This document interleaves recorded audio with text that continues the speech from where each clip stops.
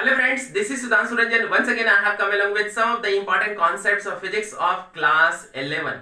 In last video lecture I had already started a new concept that is friction. और last lecture में मैंने friction को define भी किया था. Roughness of the surface is nothing but friction.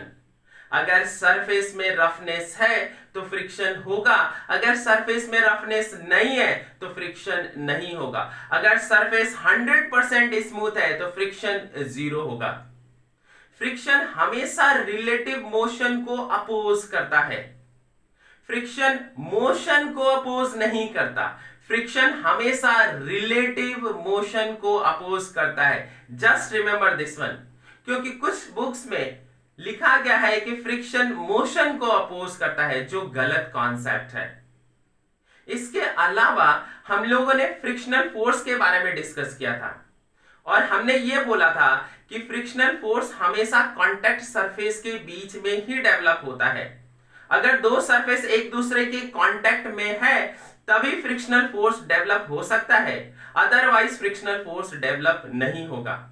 Contact में होने की वजह से तभी तो सरफेस एक दूसरे के साथ लॉक होगी, लॉकिंग टेंडेंसी होगी. अगर कांटेक्ट सरफेस ही नहीं रहेगा तो लॉकिंग टेंडेंसी तो होगी ही नहीं. अगर लॉकिंग टेंडेंसी नहीं है इसका मतलब फ्रिक्शन 0 होगा.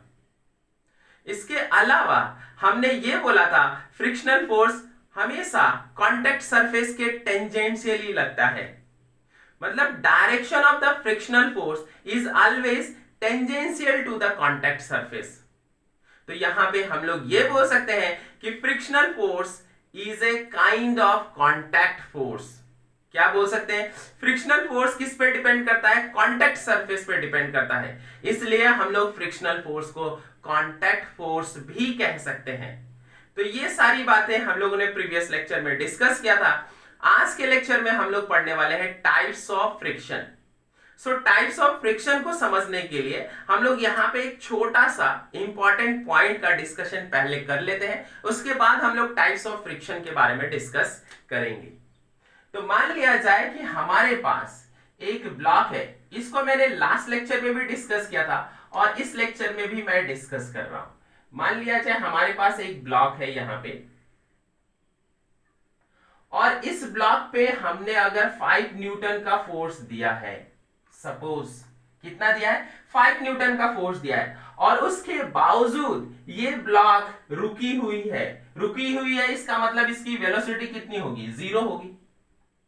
तो आप इससे क्या समझते हो? इस ब्लॉक पे अगर मैंने इस डायरेक्शन में 5 न्यूटन दिया है तो इस ब्लॉक को इस डायरेक्शन में चलना चाहिए था, लेकिन ये ब्लॉक इस डायरेक्शन में नहीं चल रही है. इसकी वेलोसिटी अभी भी 0 है. इसका ये मतलब है कि अपोजिट डायरेक्शन में भी 5 न्यूटन का फोर्स लग रहा होगा और ये 5 न्यूटन फोर्स एक दूसरे को कैंसिल कर देंगे, जिसके कारण से नेट फोर्स 0 हो जाएगा. और जब भी नेट फोर्स 0 होगा तो बॉडी इनिशियली मूव नहीं करेगी. अगर मूव नहीं करेगी तो उसकी वेलोसिटी क्या होगी? 0. तो मैंने आप लोगों को यह बताया कि अगर एक डायरेक्शन में 5 न्यूटन का फोर्स लग रहा है उसके बावजूद अगर उसकी वेलोसिटी 0 है, इसका यह मतलब है कि अपोजिट डायरेक्शन में भी 5 न्यूटन का फोर्स लग रहा होगा और नेट फोर्स 0 होने के कारण से इसकी वेलोसिटी 0 होगी. अब यहां पे एक इंपॉर्टेंट पॉइंट और मैं डिस्कस कर रहा हूं. मान लिया जाए इस डायरेक्शन में फोर्स लग रहा है 5.0000000, बहुत सारे जीरोस. उसके बाद मैं लिख रहा हूं 1. बहुत सारे जीरो के बाद 1. बहुत सारे जीरो के बाद 1. मतलब हम लोग यहां पे क्या बोल सकते हैं? इस डायरेक्शन में जो फोर्स है वो 5 से थोड़ा सा ज्यादा है, 5 न्यूटन से थोड़ा सा ज्यादा है और इस डायरेक्शन में 5 न्यूटन फोर्स है. तो मैं आपसे पूछूं क्या बॉडी चलेगी? हाँ, अभी इस कंडीशन में बॉडी चलेगी, क्योंकि एक डायरेक्शन में दूसरे डायरेक्शन के कंपैरेटिवली फोर्स थोड़ा सा ज्यादा है. यहां पर लिखा है मैंने 5.0000000, बहुत सारे जीरो उसके बाद 1. इसका मतलब 5 से थोड़ा सा भी ज्यादा होगा, बॉडी मूव करना शुरू करेगी. किधर मूव करना चाहेगी? जिधर ज्यादा फोर्स होगा बॉडी उधर मूव करना चाहेगी. Just remember that. तो मूव कब नहीं कर रही है? अगर एग्जैक्टली इक्वल फोर्स है अपोजिट डायरेक्शन में. तभी बॉडी मूव नहीं कर रही है, तभी उसकी वेलोसिटी जीरो है। लेकिन अगर एक दूसरे के अपोजिट डायरेक्शन में फोर्स अगर बराबर नहीं है, एक फोर्स दूसरे फोर्स से थोड़ा सा भी ज्यादा है, तो बॉडी उस डायरेक्शन में मूव करने लगेगी। इसका यह मतलब है यहां पे इसकी वेलोसिटी जीरो नहीं होगी और यहां पे एक्सीलरेशन भी जीरो नहीं होगा। इस कॉन्सेप्ट को हमें समझ में आना चाहिए। अगर ये समझ में आता है तो फिर हम आसानी से टाइप्स ऑफ फ्रिक्शन में स्टैटिक फ्रिक्शन को समझ सकते हैं। ठीक है, इसके हेल्प से। तो हम लोग क्या पढ़ने वाले हैं यहां पे? Types of friction. Types of friction. Clear है? क्या पढ़ने वाले हैं हम लोग? Types of friction. और ये कितने तरीके के होते हैं? दो तरीके के। पहला स्टैटिक फ्रिक्शन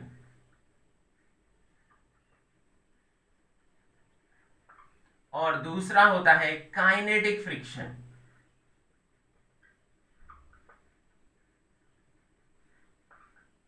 क्लियर है?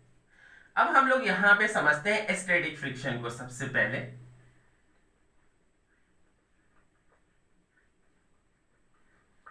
अच्छा, इसके नाम से ही पता चलता है कि फ्रिक्शन कहां पे, ये फ्रिक्शन कहां पे अप्लाई होगा। स्टैटिक का मतलब स्टेशनरी। जब एक बॉडी का सरफेस दूसरे बॉडी के सरफेस पे रुकी हुई है, उस वक्त में जो फ्रिक्शनल फोर्स लगेगा या उस वक्त में जो फ्रिक्शन लगेगा उसे हम स्टैटिक फ्रिक्शन कहेंगे। लेकिन इसे समझते हैं हम लोग पहले। मान लिया जाए एक सरफेस है और उस सरफेस पे एक बड़ा सा ब्लॉक रखा गया है। सपोज ये बॉक्स है, बहुत बड़ा बॉक्स है। आपके घर में सपोज एक बहुत बड़ा बॉक्स है और उस बॉक्स को आप मूव कर रहे हो। क्या कर रहे हो? मूव कर रहे हो, मतलब आप उस पे एक फोर्स लगा के आप उसे मूव करना चाहते हो। तो आपने इनिशियली कुछ फोर्स दिया, बॉडी मूव नहीं की। थोड़ा और फोर्स बढ़ाया, तब भी बॉडी मूव नहीं की। थोड़ा और फोर्स बढ़ाया, तब भी बॉडी मूव नहीं की। उसके बाद एक पर्टिकुलर फोर्स के बाद अगर आपने फोर्स थोड़ा सा ज्यादा लगाया, बॉडी मूव करना शुरू कर गई। उस कॉन्सेप्ट को हम लोग यहां पर अप्लाई करेंगे और फिर हम लोग स्टैटिक फ्रिक्शन को समझेंगे। मान लिया जाए एक इंसान यहां पे खड़ा है।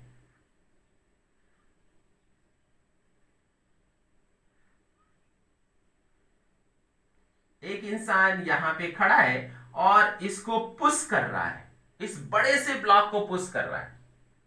अभी ध्यान से देखिए, जब ये पुश कर रहा है मतलब इस ब्लॉक पे फोर्स लगा रहा होगा। तो इनिशियली इस बंदे ने इस पे फोर्स लगाया, सपोज 5 न्यूटन का फोर्स लगाया। अगर 5 न्यूटन का फोर्स लगाया और ये ब्लॉक मूव नहीं की, इसका मतलब इसका वेलोसिटी क्या है? जीरो है। अगर ये ब्लॉक मूव नहीं किया, अभी मैंने थोड़ी देर पहले बताया था कि अगर इस डायरेक्शन में 5 न्यूटन का फोर्स लग रहा है और बॉडी मूव नहीं कर रही है, इसका मतलब इसके अपोजिट डायरेक्शन में 5 न्यूटन का फोर्स लग रहा होगा और नेट फोर्स जीरो होगी, तभी ये बॉडी मूव नहीं कर रही है। तो आप सोच के देखो कि अगर ये 5 न्यूटन का फोर्स इधर लग रहा है और बॉडी मूव नहीं कर रही है, इसका ये मतलब है इसके अपोजिट डायरेक्शन में कोई ना कोई फोर्स तो लग रहा होगा।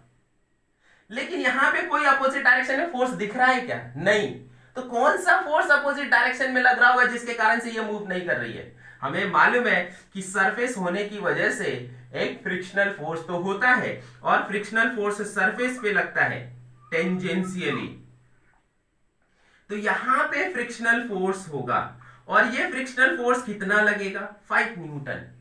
क्योंकि बॉडी मूव नहीं कर रही है, हमने इधर 5 न्यूटन अप्लाई किया और बॉडी मूव नहीं कर रही, इसका मतलब अपोजिट डायरेक्शन में भी 5 न्यूटन का फोर्स लग रहा होगा। एक दूसरे को ये फोर्स कैंसिल कर देगा और कैंसिल करने के बाद नेट फोर्स जीरो हो जाएगा और नेट फोर्स जीरो होगा, इसलिए बॉडी मूव नहीं कर रही है।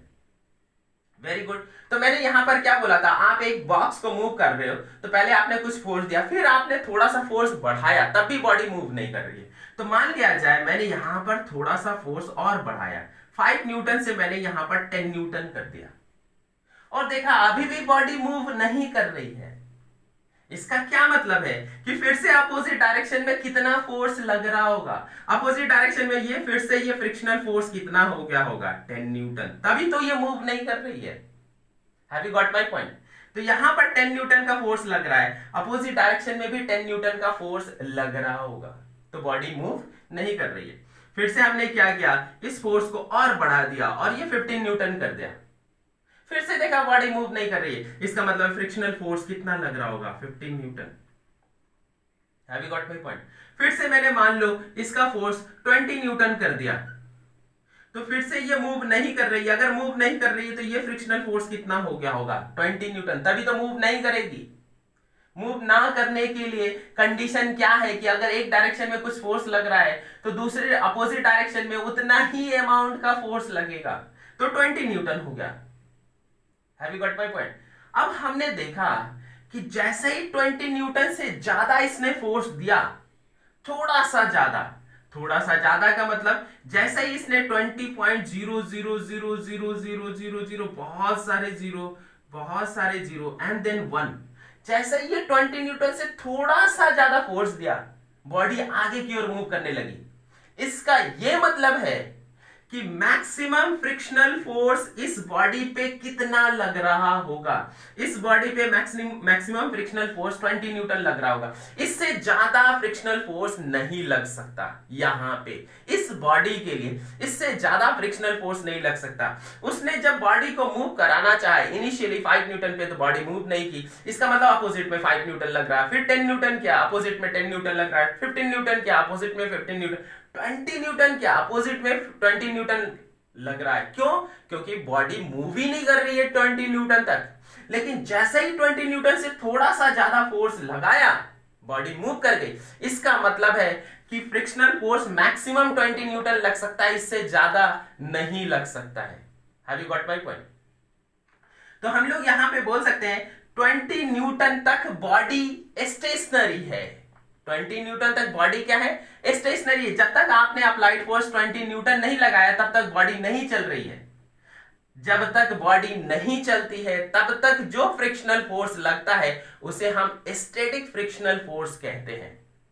उसे हम क्या बोलते हैं, स्टैटिक फ्रिक्शनल फोर्स। अब ध्यान से सुनिए, यहां पे 20 न्यूटन लगाने तक बॉडी नहीं चली, 20 न्यूटन लगाने तक बॉडी नहीं चली, लेकिन फोर्स जब हमने दिया तो बॉडी चलना चाहती है लेकिन चल नहीं रही है। बॉडी क्या करना चाहती है, चलना चाहती है लेकिन चल नहीं रही है। चलना चाहती है मतलब स्टेशनरी है अभी। Have you got my point? तो हम लोग यहां पर स्टैटिक फ्रिक्शन को कैसे डिफाइन करें, ध्यान से सुनिएगा। Static friction is developed in between the contact surfaces, in between the contact surfaces when the surface of one body tends to slide का मतलब आप लोगों को समझना बहुत जरूरी है।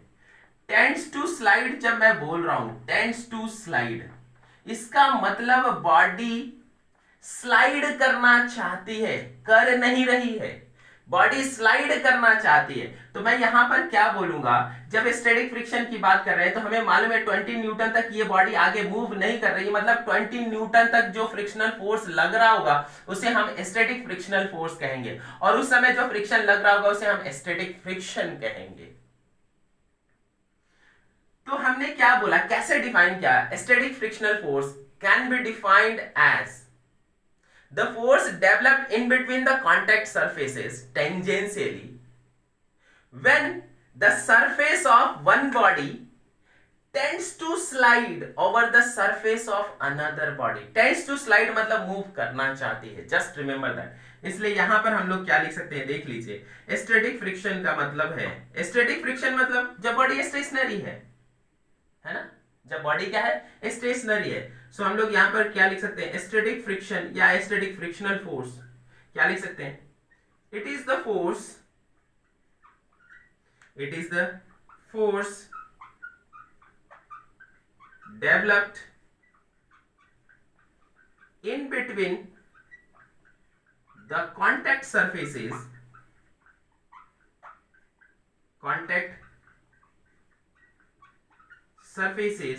when the surface of one body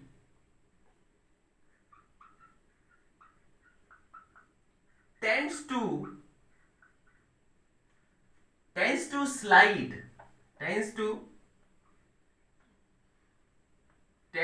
slide over the surface of another body. अच्छा, टेंस टू स्लाइड का मतलब मैंने यहां पर क्लियरली आप लोगों को समझा दिया है. टेंस टू स्लाइड का मतलब होता है मूव करना चाहती है. क्लियर है? या स्लाइड करना चाहती है. Tends to slide over the surface of another body. इस समय पे जो फ्रिक्शनल फोर्स लगेगा उसे हम स्टैटिक फ्रिक्शनल फोर्स बोलेंगे, और इस समय पे जो फ्रिक्शन लगेगा उसे हम स्टैटिक फ्रिक्शन कहेंगे. Just remember that. तो अब मैं यहां पे ये बोल सकता हूं कि इसका मैक्सिमम फ्रिक्शनल फोर्स कितना है. मैक्सिमम फ्रिक्शनल फोर्स कितना है? 20 न्यूटन. मैक्सिमम फ्रिक्शनल फोर्स कितना है? 20 न्यूटन. तो इस मैक्सिमम फ्रिक्शनल फोर्स को हम लोग लिमिटिंग फ्रिक्शनल फोर्स कहते हैं. क्या बोलते हैं? मैक्सिमम फ्रिक्शनल फोर्स को हम लोग लिमिटिंग फ्रिक्शनल फोर्स बोलते हैं. Very good.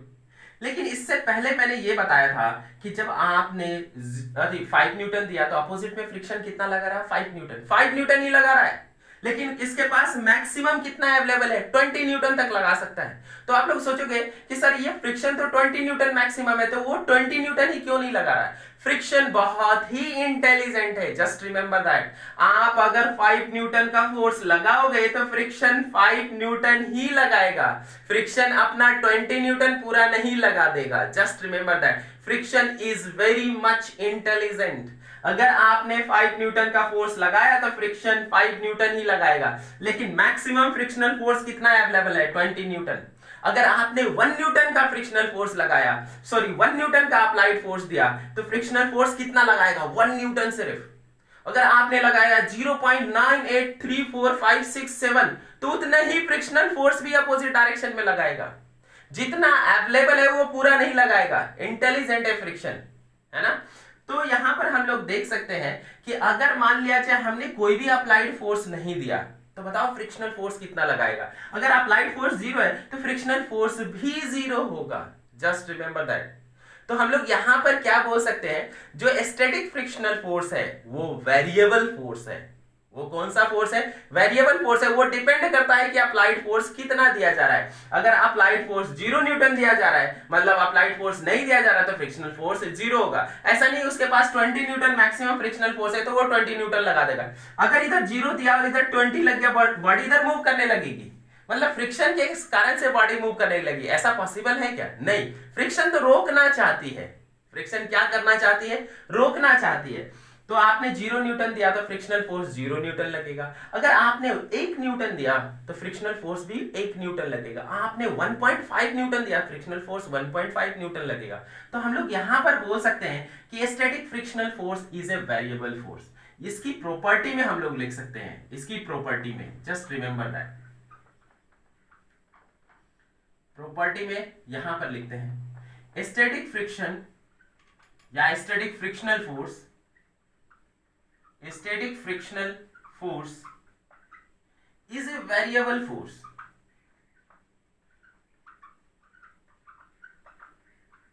Is a variable force. दूसरा इंपॉर्टेंट पॉइंट, इसी लाइन को हम लोग अलग तरीके से लग सकते हैं. It is self adjusting. It is self adjusting.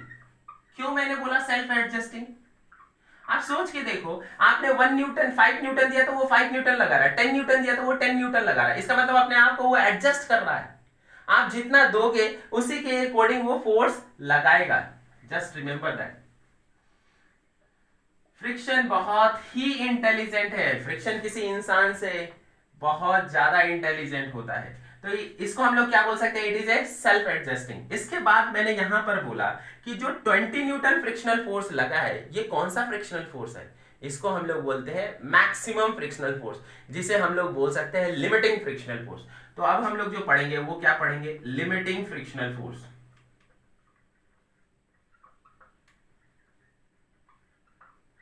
Limiting friction या लिमिटिंग फ्रिक्शनल फोर्स. अब आप लोग ये सोच रहे होंगे कि लिमिटिंग फ्रिक्शनल फोर्स क्या है. लिमिटिंग फ्रिक्शनल फोर्स का मतलब है मैक्सिमम फ्रिक्शनल फोर्स. ये 20 न्यूटन मैक्सिमम है। इसके बाद जैसे ही आप 20 पॉइंट समथिंग दे रहे हो, बॉडी आगे की ओर मूव कर जा रही है, मतलब फ्रिक्शन और ज्यादा नहीं बढ़ रहा है, मतलब this is the maximum frictional force. तो आप सोच के देखो, मैक्सिमम फ्रिक्शनल फोर्स के बाद बॉडी मूव करने वाली है। 20 न्यूटन के बाद जैसे ही आप थोड़ा सा ज्यादा दोगे, बॉडी मूव कर जाएगी। मतलब हम इस लिमिटिंग फ्रिक्शनल फोर्स को बोल सकते हैं this is the maximum frictional force beyond which the body is about to move। Clear है? जिसके बाद बॉडी मूव कर जाएगी, तो हम लोग बोल सकते हैं कि जो लिमिटिंग फ्रिक्शनल फोर्स है this is the maximum frictional force at which the body is about to move. About to move और टेंड टू मूव का मतलब अलग है। Tends to slide and about to slide दोनों अलग अलग चीजें। टेंड्स टू स्लाइड मतलब मूव करना, स्लाइड करना चाहती है, और अबाउट टू मूव का मतलब है मूव करने वाली है। दोनों में अंतर है। जब मैंने लिमिटिंग फ्रिक्शनल फोर्स को डिफाइन किया तो मैंने बोला this force is developed in between the contact surfaces when the surface of one body is about to slide over the surface of another body, is about to slide। लेकिन जब मैंने static friction को define किया तो मैंने बोला tense to move, move करना चाहती है। दोनों अलग अलग चीजें। तो हम लोग यहां पर लिख सकते हैं limiting frictional force, it is the force developed in between the surfaces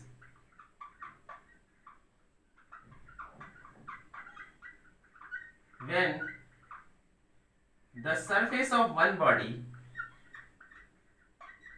the surface of one body is about to slide over the surface of another body।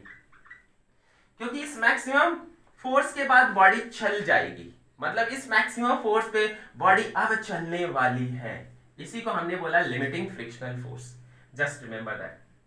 अब लिमिटिंग फ्रिक्शनल फोर्स के कुछ प्रॉपर्टीज हैं, उसको हम लोग देख लेते हैं।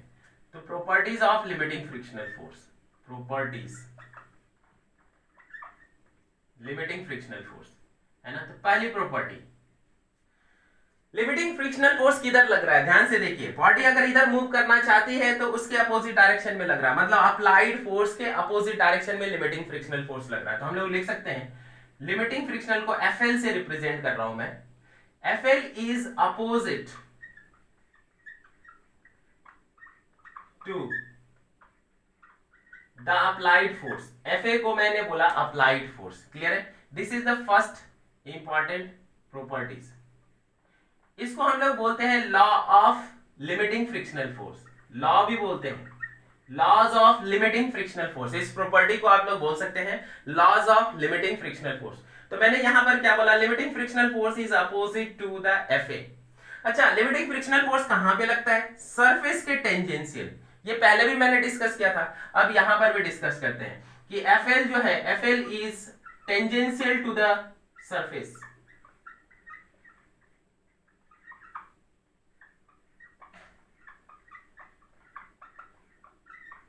FL is the tangential to the surface। तीसरा important point, FL depends on normal. किस पे डिपेंड करता है? नॉर्मल पे। आप ध्यान से सोचो कि अगर दो सरफेस एक दूसरे के साथ कांटेक्ट में है तो लॉकिंग टेंडेंसी कब ज्यादा होगी? जब ऊपर वाले ब्लॉक का मास ज्यादा होगा तो वो नीचे की ओर दब जाएगी। Just remember that. Have you got my point? जब ऊपर वाले ब्लॉक का मास ज्यादा होगा नीचे की ओर दबेगी, और मास ज्यादा होगा तो mg ज्यादा होगा, और mg ज्यादा होगा तो नॉर्मल ज्यादा होगा। मतलब फ्रिक्शन कब ज्यादा होगा? जब नॉर्मल होगा ज्यादा। नॉर्मल ज्यादा मतलब मास ज्यादा होगा। तो हम लोग यहां पर क्या बोल सकते हैं? Limiting frictional force depends on normal. क्या बोल सकते हैं? Limiting frictional force depends on normal force.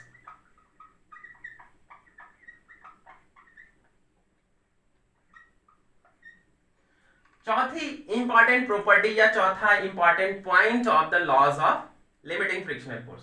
चौथा इंपॉर्टेंट पॉइंट क्या है? अगर मान लिया जाए आपने रबड़ लिया और उसके बाद ग्लास लिया, तो रबड़ का जो सरफेस होगा और जो ग्लास का सरफेस होगा दोनों अलग अलग होंगे या फिर सेम होंगे? दोनों अलग अलग होंगे। दोनों के सरफेस का नेचर अलग अलग होगा। अगर सरफेस का नेचर अलग अलग है तो उस पर अलग अलग फ्रिक्शनल फोर्स भी लगेगा। इसका मतलब frictional force depends on the nature of the surface. और नेचर ऑफ द सरफेस किस पे डिपेंड कर रहा है? नेचर ऑफ मटेरियल पे। तो हम लोग यहां पर क्या बोल सकते हैं, जो लिमिटिंग फ्रिक्शनल फोर्स है वो डिपेंड करता है नेचर ऑफ सरफेस पे, depends on the nature of surface.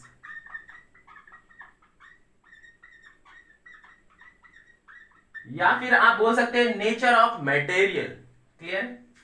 पांचवा इंपॉर्टेंट पॉइंट है, मान लिया जाए एक ब्लॉक है जिसका सरफेस एरिया ज्यादा है और एक ब्लॉक है जो सेम मटेरियल का बना हुआ, सेम मास का है और उसका सरफेस एरिया कम है। तो बताओ किसका फ्रिक्शन ज्यादा होगा?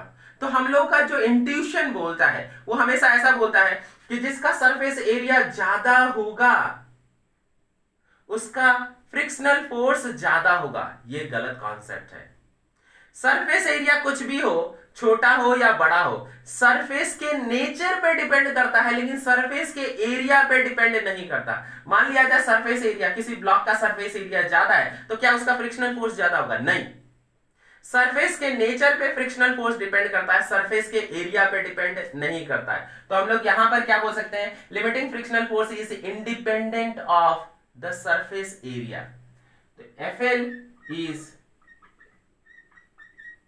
independent of the surface area। ये बहुत ही इंपॉर्टेंट पॉइंट्स है। these are the 5 points which can be stated as the laws of limiting friction। Clear है? तो मैंने यहां पर आपको बता दिया। अच्छा, क्या स्टैटिक फ्रिक्शन को लिमिटिंग फ्रिक्शन फोर्स कहते हैं?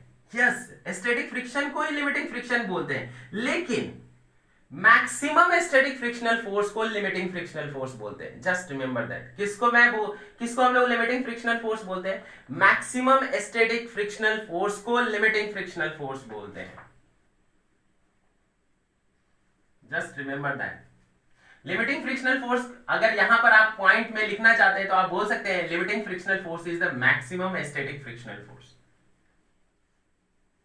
तो हमने यहां पर डिफाइन कर दिया। अब यहां पे जो मैंने लिखा है ध्यान से सुनिए, FL depends on the normal force. Just remember that. अब हम लोग यहां पर मैथमेटिकली लिखते हैं कि FL क्या होता है। Mathematically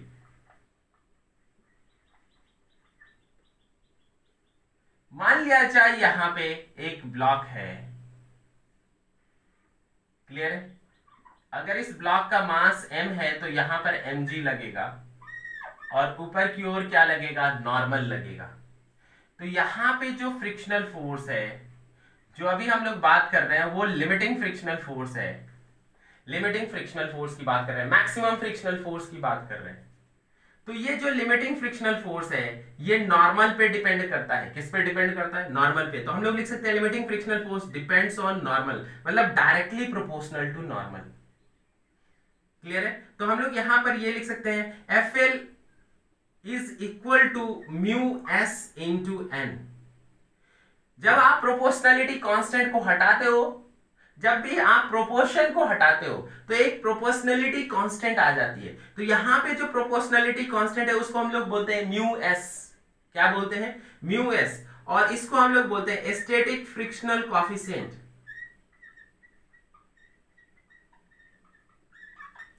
static frictional coefficient. Just remember that. तो हम लोग यहां देख सकते हैं कि जो लिमिटिंग फ्रिक्शनल फोर्स है वो नॉर्मल पे डिपेंड करता है और ये जो म्यू एस है ये स्टैटिक फ्रिक्शनल कोएफिशिएंट है। ये किस पे डिपेंड करता है? ये म्यू एस क्या है एक्चुअली? म्यू एस एक ऐसी वैल्यू है जो सरफेस के नेचर को डिफाइन करती है। मान लिया जाए सरफेस बहुत ज्यादा रफ है तो म्यू एस की वैल्यू ज्यादा होगी, अगर सरफेस कम रफ है तो म्यू एस की वैल्यू कम होगी। मतलब ये जो म्यू एस है जो स्टैटिक फ्रिक्शनल कोएफिशिएंट है ये सरफेस के नेचर को डिफाइन करती है। तो हम लोग यहां पर बोल सकते हैं mu S depends on nature of surface. Depends on nature of surface. Surface ज्यादा रफ होगा तो म्यू एस ज्यादा होगा। यहां पे मैंने क्या बोला, मैथमेटिकली जो लिमिटिंग फ्रिक्शनल फोर्स है वो नॉर्मल पे डिपेंड करता है, तो हम लोग लिख सकते हैं limiting frictional force is directly proportional to normal, और उसी को हम लोग लिख सकते हैं limiting frictional force is equal to mu S into N. Mu S is the static frictional coefficient. तो आप लोग सोच रहे होंगे कि सर जब स्टैटिक फ्रिक्शन होगा तब भी म्यू एस लगा सकते हैं क्या? नहीं, जब लिमिटिंग फ्रिक्शनल फोर्स मतलब मैक्सिमम स्टैटिक फ्रिक्शनल फोर्स होगा तभी हम म्यू एस लगा सकते हैं। लेकिन आपने तो यहां पर देखा होगा 20 न्यूटन पे जो फोर्स लग रहा है, 20 न्यूटन जो फ्रिक्शनल फोर्स लग रहा था वो मैक्सिमम था, लेकिन उससे पहले भी तो जो फ्रिक्शनल फोर्स लग रहा था उसे हम स्टैटिक फ्रिक्शनल फोर्स बोल रहे थे, लेकिन वो static frictional force variable force था, उसमें हम म्यू एस नहीं लगाते हैं। Just remember that static frictional force के लिए आप ऐसा नहीं लिख सकते static frictional force is equal to mu S into N. Just remember that, आप ऐसा नहीं लिख सकते हो। आप यहां पर देख रहे होगे म्यू एस लिखने का मतलब है स्टैटिक फ्रिक्शनल कोएफिशिएंट, लेकिन हम ये तभी अप्लाई कर सकते हैं जब हम मैक्सिमम निकाल रहे हैं। यहां पर जो लिमिटिंग फ्रिक्शनल फोर्स है इसको हम लोग मैक्सिमम फ्रिक्शनल फोर्स बोल रहे हैं, तो मैक्सिमम फ्रिक्शनल फोर्स में ही म्यू एस लगाएंगे, वेरिएबल फ्रिक्शनल फोर्स में नहीं।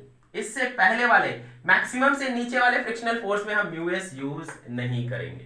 क्लियर है? तो ये गलत हो जाएगा। स्टैटिक फ्रिक्शनल फोर्स के लिए नहीं है, ये लिमिटिंग फ्रिक्शनल फोर्स के लिए।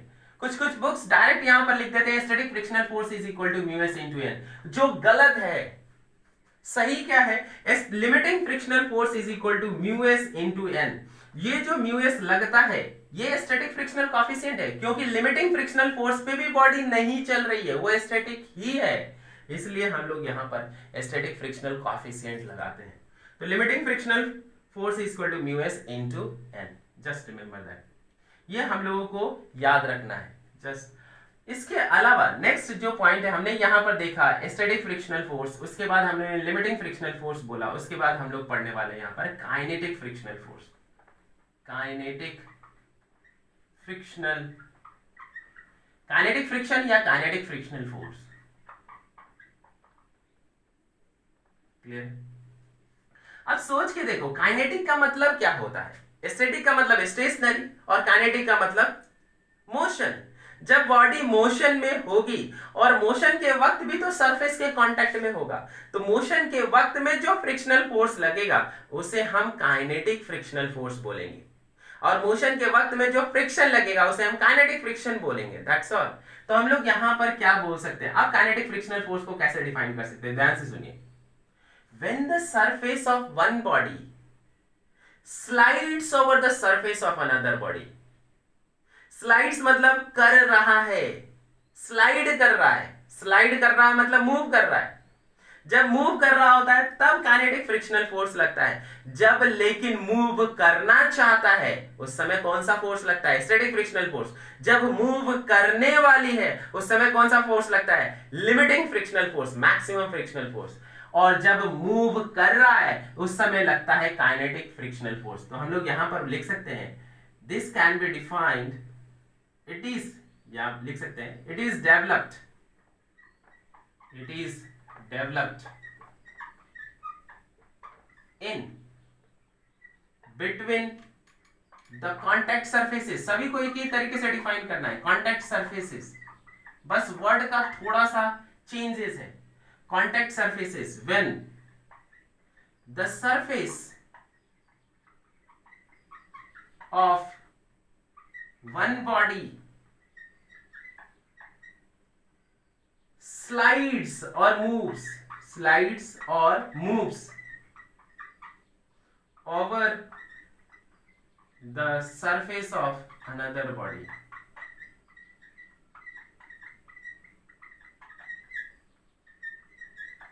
जस्ट रिमेंबर दैट, जब एक बॉडी का सरफेस दूसरे बॉडी पे स्लाइड कर रहा है या मूव कर रहा है उस समय पे जो फ्रिक्शनल फोर्स लगेगा उसे हम काइनेटिक फ्रिक्शनल फोर्स बोलेंगे। और यहां पे भी मैथमेटिकली क्या होता है, kinetic frictional force is also depending on normal force.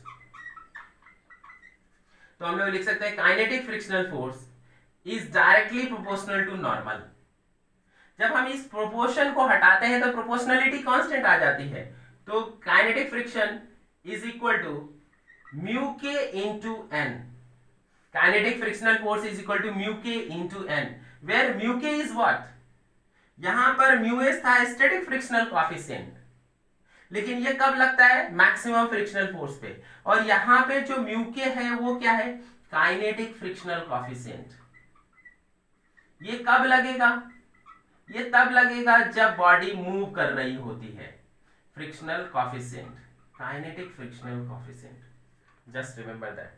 तो हमने यहां पर सिंपल ये लिखा कि स्टैटिक फ्रिक्शनल फोर्स या limiting frictional force, sorry not static frictional force, static frictional force को हम इस तरीके से नहीं लिख सकते. क्लियर है, static frictional force is a variable force.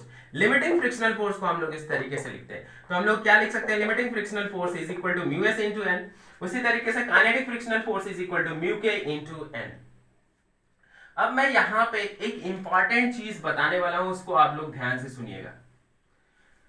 अगर कोई भी ऑब्जेक्ट या सरफेस एक दूसरे के साथ कांटेक्ट में है और स्टेशनरी है, तो स्टेशनरी रहते समय जो फ्रिक्शनल फोर्स लगेगा और जो मूव करते समय फ्रिक्शनल फोर्स लगेगा, दोनों में थोड़ा सा का फर्क होगा, थोड़ा सा का. जब बॉडी मूव कर रही होती तो आप ध्यान से देखना, जब बॉडी मूव कर रही होती तो उस पे जो फ्रिक्शन लगता है वो थोड़ा सा कम लगता है. लेकिन अगर बॉडी चलने वाली है, लिमिटिंग फ्रिक्शनल पे है, तो limiting frictional force is the maximum frictional force. जैसे ही बॉडी मूव कर जाती है वैसे ही उसका फ्रिक्शनल फोर्स कम हो जाता है.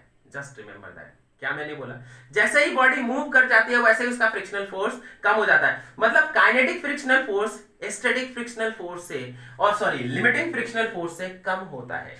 जस्ट रिमेंबर, क्या मैंने बोला, kinetic frictional force is equal और smaller than static frictional limiting frictional force. तो यहां पे एक इंपॉर्टेंट पॉइंट है जो आप लोग लिखेंगे, kinetic frictional force is equal और smaller than limiting frictional force. Clear है.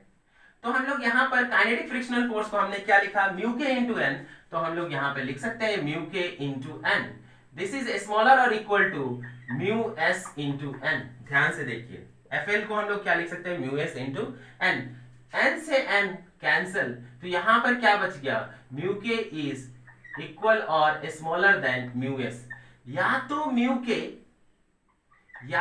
के म्यू एस के बराबर हो सकता है या म्यू के म्यू एस से छोटा हो सकता है. काइनेटिक फ्रिक्शनल कोएफिशिएंट कभी भी म्यू एस से बड़ा नहीं हो सकता है.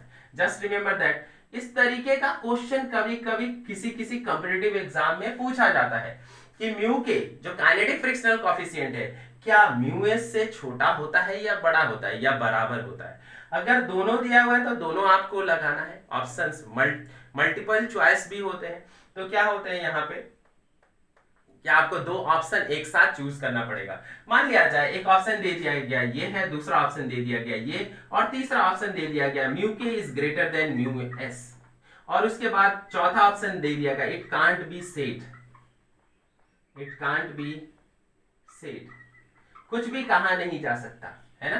तो ये चार ऑप्शन दिया, तो आपको बोला गया कि कौन सा करेक्ट है, तो ये दोनों करेक्ट है. तो आप बोलोगे पहला एंड दूसरा. ऑप्शन में भी दिया रहेगा first and two, third and fourth, इस तरीके से दिया रहेगा. तो आपको यहाँ पर क्या टिक आउट करना है, पहला एंड दूसरा. म्यू के is equal to, mu k may be equal to mu s और mu k may be smaller than mu s, but mu k can never be greater than mu s. Just remember this one.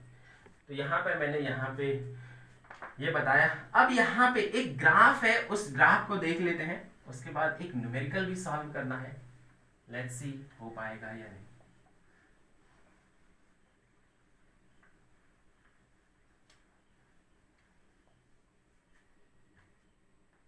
ध्यान से देखिए, एक graph को बनाने के लिए graph between frictional force and applied force. Clear. अभी मैंने यहां पर बोला था एक ब्लॉक लिया हमने, ध्यान से सुनिएगा, एक ब्लॉक लिया और इस ब्लॉक पे एक बंदा इधर फोर्स लगा रहा है, बंदा इधर फोर्स लगा रहा है. तो फ्रिक्शनल फोर्स किधर लगेगा, इसके अपोजिट डायरेक्शन में. जिधर बॉडी मूव करने वाली है उसके अपोजिट डायरेक्शन में फ्रिक्शनल फोर्स लगेगा. बॉडी इधर अप्लाइड फोर्स लगा रही है। क्लियर? तो हमने यहां पर देखा था जो फ्रिक्शनल फोर्स है वो मैक्सिमम, जो मैक्सिमम फ्रिक्शनल फोर्स है, यहां पर लिख लेते हैं limiting frictional force FL is equal to 20 newton. यहां मैक्सिमम 20 न्यूटन है। मान लिया जाए यहां पे मैंने यहां पे ग्राफ बनाने के लिए मैं FA और FL के बीच में रिलेशन, ये हमारा ये स्टैटिक फ्रिक्शनल फोर्स है और ये हमारा अप्लाइड फोर्स है। क्लियर? मान लिया जाए आपने अगर अप्लाइड फोर्स 0 दिया है तो बताओ फ्रिक्शनल फोर्स कितना होगा? 0। क्योंकि अगर फ्रिक्शनल फोर्स 20 न्यूटन लग जाएगा तो बॉडी तो इधर मूव कर जाएगी ना यार, और फ्रिक्शनल फोर्स बॉडी मूव थोड़ी कराती है, फ्रिक्शनल फोर्स तो अपोज करती है। तो जैसे अप्लाइड फोर्स आपने दिया 0 न्यूटन, मतलब आपने नहीं दिया, इसका मतलब फ्रिक्शनल फोर्स भी 0 न्यूटन है। अप्लाइड फोर्स अगर आपने 5 न्यूटन दिया तो फ्रिक्शनल फोर्स भी 5 न्यूटन है। अप्लाइड फोर्स अगर 10 न्यूटन दिया तो फ्रिक्शनल फोर्स भी 10 न्यूटन है। अप्लाइड फोर्स अगर 15 न्यूटन दिया, फ्रिक्शनल फोर्स भी 15 न्यूटन है। अप्लाइड फोर्स अगर 20 न्यूटन दिया तो फ्रिक्शनल फोर्स भी 20 न्यूटन है। तो इससे आप क्या अंदाजा लगा सकते हो? इससे आप अंदाजा, लेकिन जैसे ही आपने 20 न्यूटन से ज्यादा फोर्स दिया, 20.0000 समथिंग, तो बताओ फ्रिक्शनल फोर्स कितना है? फ्रिक्शनल फोर्स तो मैक्सिमम 20 न्यूटन है, इससे ज्यादा लग ही नहीं सकता है। इसके बाद तो बॉडी मूव कर जाएगी। तो हम लोग क्या देख सकते हैं, जब तक बॉडी मूव नहीं करती है तब तक अप्लाइड फोर्स और फ्रिक्शनल फोर्स बराबर है। क्या मैंने बोला? जब तक बॉडी मूव नहीं करती है तब तक अप्लाइड फोर्स और फ्रिक्शनल फोर्स बराबर है, मतलब frictional force is equal to applied force. तो यहां पे एक कंक्लूजन मैंने ड्रॉ किया, unless the body moves, unless the body moves, जब तक बॉडी मूव नहीं करता, till unless the body moves, applied force, frictional force is equal to applied force. Just remember that. जब तक बॉडी मूव नहीं करती है फ्रिक्शनल फोर्स अप्लाइड फोर्स के बराबर होती है। लेकिन जैसे ही बॉडी मूव कर जाती है तो वो फ्रिक्शनल फोर्स क्या और भी बढ़ता है? नहीं, फ्रिक्शनल फोर्स जो मैक्सिमम फ्रिक्शनल फोर्स होता है उसके बराबर रह जाती है। ठीक है? अब इस पॉइंट को, अगर इस लाइन को अगर आप लोगों ने समझा है तो यहां पर हम लोग ग्राफ ड्रॉ कर सकते हैं।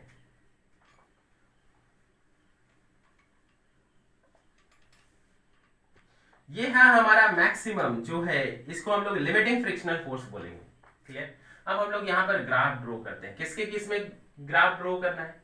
हमें अप्लाइड फोर्स के बीच में एंड फ्रिक्शनल फोर्स के बीच में ग्राफ ड्रॉ करना है। ध्यान से देखिए, अगर अप्लाइड फोर्स 0 न्यूटन है तो फ्रिक्शनल फोर्स क्या होगा? 0 Newton. Very good. Applied force अगर 5 न्यूटन करोगे तो फ्रिक्शनल फोर्स भी 5 न्यूटन हो जाएगा। ये ध्यान से देखिए, अगर ये 5 न्यूटन है तो ये भी क्या हो जाएगा? 5 न्यूटन। फ्रिक्शनल फोर्स भी। इसका मतलब है जैसे जैसे आप अप्लाइड फोर्स बढ़ाओगे फ्रिक्शनल फोर्स भी बढ़ेगा, बढ़ रहा है, मतलब ये स्ट्रेट लाइन होगा। Just remember that. जैसे जैसे अप्लाइड फोर्स, अगर आपने यहां पर 10 न्यूटन दिया तो यहां पर भी 10 न्यूटन होगा। अगर आपने यहां पर 15 न्यूटन दिया तो यहां पर भी क्या होगा? 15 न्यूटन होगा। यहां पर आपने अगर 20 न्यूटन दिया तो यहां पर भी क्या होगा? 20 न्यूटन होगा। क्लियर? तो ये जो 20 न्यूटन है ये कौन सा फोर्स है? ये लिमिटिंग फ्रिक्शनल फोर्स है। कौन सा है? Limiting frictional force. लेकिन जैसे ही आप 20 न्यूटन से ज्यादा दोगे तो क्या लिमिटिंग फ्रिक्शनल फोर्स चेंज हो जाएगा? नहीं। लेकिन इसके अलावा लिमिटिंग फ्रिक्शनल फोर्स को मैंने बोला था मैक्सिमम फ्रिक्शनल फोर्स, लेकिन इसके अलावा मैंने एक और चीज बोला था। क्या बोला था? जब बॉडी मूव करने लगती है तो कौन सा फ्रिक्शनल फोर्स लगता है? Kinetic frictional force.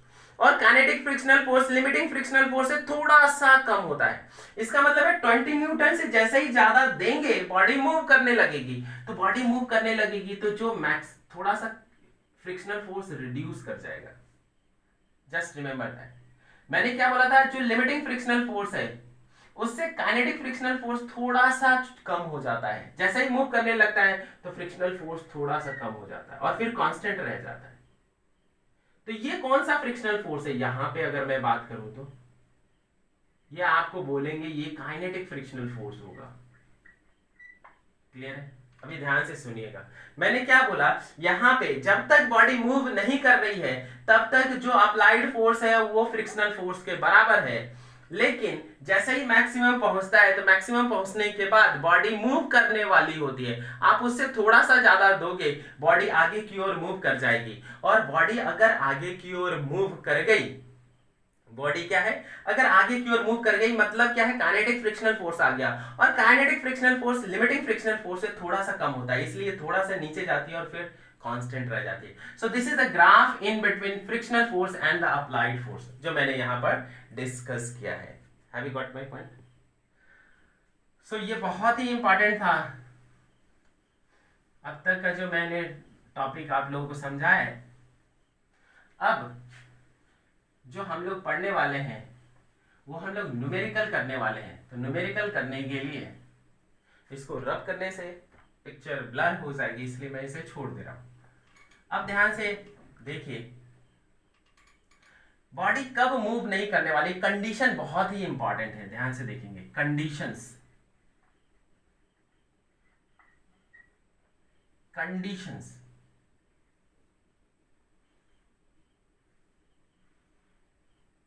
क्लियर? यहां पे मान लिया जाए अप्लाइड फोर्स इधर दिया गया, applied force, clear, applied force दिया गया, और इस साइड में कौन सा फोर्स लगेगा, फ्रिक्शनल फोर्स, फ्रिक्शनल फोर्स लगेगा। जो स्टैटिक फ्रिक्शनल फोर्स होता है वो वेरिएबल होता है, मैंने पहले बोला, लिमिटिंग फ्रिक्शनल फोर्स मैक्सिमम जो फिक्स होता है, ये अपोजिट डायरेक्शन में लगेगा। अगर मैं बोले इफ कंडीशन, पहला कंडीशन है if applied force is less than, और if applied force is less than or equal to,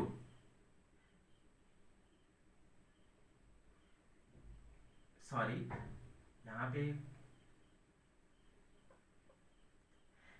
यहां पर sorry, if applied force is less than or equal to limiting frictional force, ध्यान से सुनिएगा, अगर applied force limiting frictional force से छोटा है या उसके बराबर है तो बॉडी क्या चल रही थी, 20 न्यूटन फोर्स क्या है, मैक्सिमम फ्रिक्शनल फोर्स है। ये हर जगह पे 20 न्यूटन नहीं होगा, मैंने वो एग्जांपल लिया था, कहीं पे ये 40 न्यूटन भी हो सकता है, 50 न्यूटन भी हो सकता है। तो हमने क्या बोला था कि जब 20 Newton frictional force maximum frictional force है, तो हमने देखा था 20 न्यूटन फोर्स तक अगर अप्लाइड फोर्स देते हो तब तक बॉडी मूव नहीं करती है। मतलब अगर applied force limiting frictional force से छोटा है या बराबर है तो बॉडी मूव नहीं करती है। तो हम लोग क्या लिख सकते हैं, then body does not slide, body does not slide. अगर स्लाइड नहीं करती है इसका मतलब है जब तक स्लाइड नहीं करती है तब तक हमने देखा है जो फ्रिक्शनल फोर्स होता है वो अप्लाइड फोर्स के बराबर होता है। तो frictional force is equal to applied force, just remember that. जितना अप्लाइड फोर्स होगा उतना ही फ्रिक्शनल फोर्स होगा। फिर दूसरा important condition, if applied force is just greater than limiting frictional force then body moves,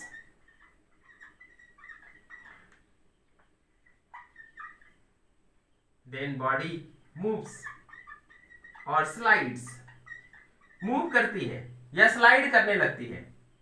तब हम लोग यहां पर क्या लिखेंगे, जो फ्रिक्शनल फोर्स होगा, यहां पर फ्रिक्शनल फोर्स हमने लिखा था, frictional force limiting frictional force के बराबर होगा अगर दिया हुआ है क्वेश्चन में, नहीं तो ये काइनेटिक फ्रिक्शनल फोर्स के भी बराबर हो सकता है। जो हम लोग क्वेश्चन सॉल्व करेंगे तो समझ में आएगा। मैंने यहां पर जो बोला ये क्लियर होना चाहिए आप लोगों को हर एक पॉइंट्स, ताकि क्वेश्चन को समझने में किसी तरीके का कोई प्रॉब्लम ना हो। मैंने यहां पर ये आप लोगों को बताया कि अगर बॉडी मूव नहीं कर रही है तो जो अप्लाइड फोर्स होगा वो फ्रिक्शनल फोर्स के बराबर होगा। क्योंकि बॉडी मूव नहीं कर रही है तो दोनों डायरेक्शन में सेम अमाउंट ऑफ फोर्स लगना चाहिए, तभी तो नेट फोर्स क्या हो जाएगा, एक दूसरे को कैंसिल करके नेट फोर्स 0 हो जाएगा, तभी तो बॉडी मूव नहीं करेगी। लेकिन जैसे ही बॉडी मूव करती है तो जो फ्रिक्शनल फोर्स होगा वो मैक्सिमम फ्रिक्शनल फोर्स के बराबर होगा। Just remember that. ये सारा चीज हम लोग अप्लाई करेंगे नेक्स्ट के क्लास में, जिसमें हम लोग न्यूमेरिकल सॉल्व करेंगे। सो प्लीज आप लोग इस पॉइंट्स को, आज के जो लेक्चर में मैंने डिलीवर किया, उस पॉइंट्स को, हर एक पॉइंट्स को बारीकी से समझने का कोशिश कीजिए। कहीं भी अगर आपको समझ में नहीं आता है तो प्लीज आप मुझे कांटेक्ट कीजिए विदाउट एनी हेजिटेशन। आप लोग अगर बारीकी से आज हर एक चीज को समझते हैं तो आने वाले चैप्टर आपके लिए बहुत ही आसान हो जाएगा। लेकिन आज का अगर छोटा से छोटा कॉन्सेप्ट आपको समझ में नहीं आता है तो आने वाला चैप्टर बहुत ही डिफिकल्ट हो जाएगा। हम लोग सोचते हैं कि चैप्टर कंप्लीट कर लें, चैप्टर कंप्लीट करने के पीछे मत रहें, कॉन्सेप्ट कंप्लीट करने के पीछे रहें। जब तक कॉन्सेप्ट क्लियर नहीं होता है तब तक आप उसको पढ़ते रहिए, तब तक आप उसको समझते रहिए। अगर आप लाइफ टाइम उसको याद रखना चाहते हैं तो हर एक पॉइंट को आपको समझना पड़ेगा। रटने से कुछ भी नहीं होगा। आज रटोगे, मैक्सिमम 1 महीने याद रख सकते हो, उसके बाद 100% की गारंटी की भूल ही जाओगे। लाइफ टाइम कोई भी चीज याद रखना चाहते हो तो आप हर एक पॉइंट को, छोटी से छोटी पॉइंट को समझने का कोशिश कीजिए। सो आज के लेक्चर में जो भी मैंने बताया उसको समझने का कोशिश कीजिएगा, ज्यादा से ज्यादा कोशिश कीजिएगा। क्लियर है? ताकि हम लोग नेक्स्ट क्लास में सारे क्वेश्चन को आसानी से सॉल्व कर सके। So till then, all the best to all of you.